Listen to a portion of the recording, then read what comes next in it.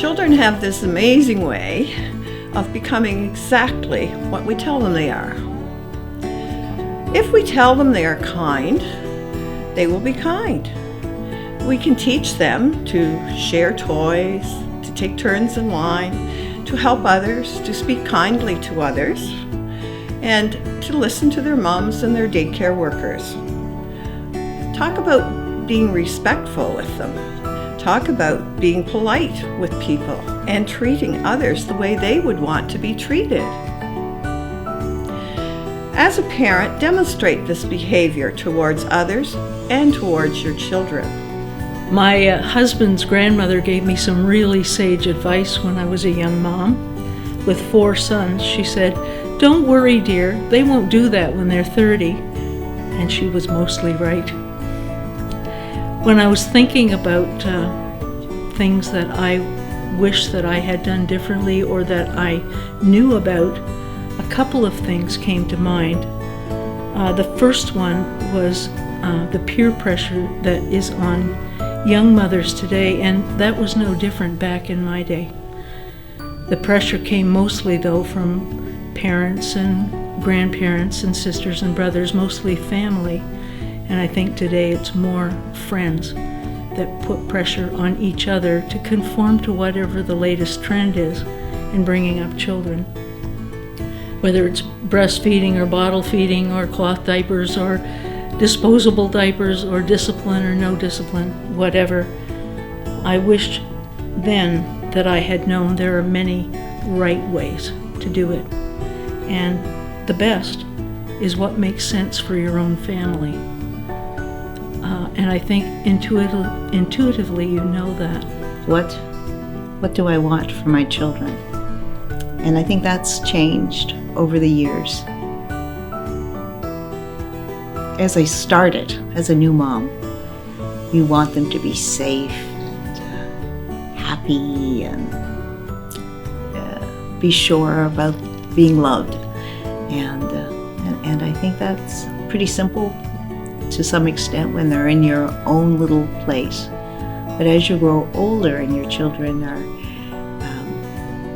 getting out on their own and encountering life and people and issues, then you can't protect them anymore. You can't be that, you alone can't be that safe place. And you can't be there constantly with them. So, my name is Margaret Ryan. I have been attending First Baptist Church for many, many years. And we had our family here. I'm the mother of 4 children, a year and a half apart. When the oldest one was 4 and a half, the 4th one was born. I had my hands full. I'm also the grandmother of 7 grandchildren and the great-grandmother of 6 and another one on the way.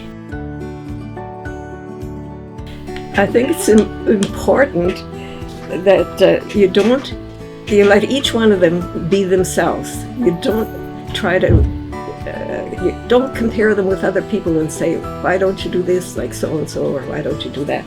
Let each one be himself or herself. It's very important to read to them.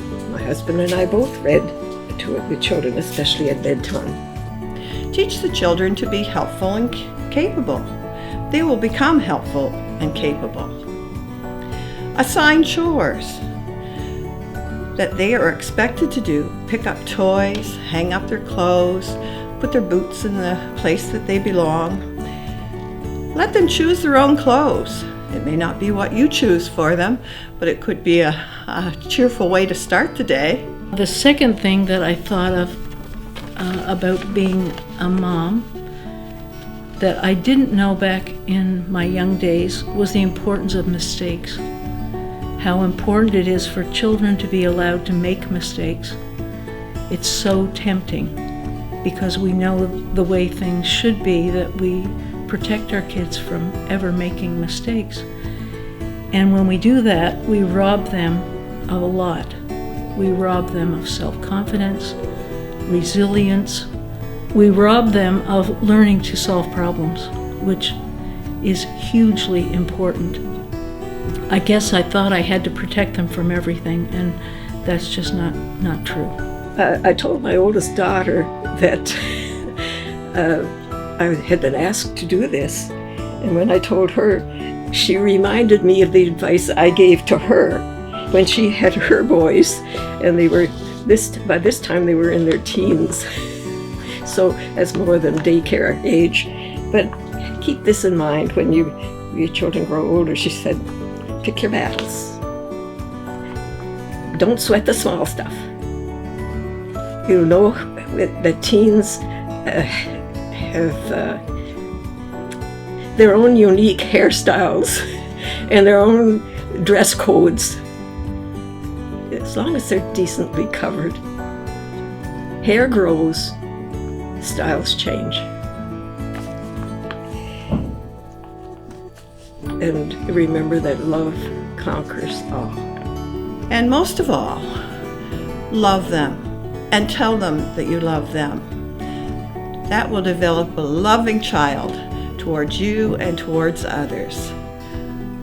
Love for God, of course, is one of the most important things that they can learn.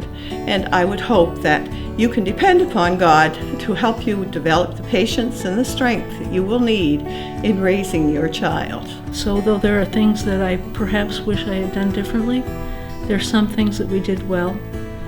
And I'm most pleased that with 4 grown-up sons, they all call home, they all visit, they have good relationships with each other, and those are the things that I would have wished for them when they were young. So what I want my children to know, I want them to know the Lord. I want them to know His strength and His love that is constant, and that He's with them even when they trip and make mistakes or do things they shouldn't. And that His measure, or what He wants for us, is to love one another and to love and to know Him. And I think that they will be much stronger and happier and more productive in every aspect of their life if they know that security, if they really get it, that we have a Creator and He loves us dearly and He's there for us, and we can always depend on Him. That's what I want my kids to know.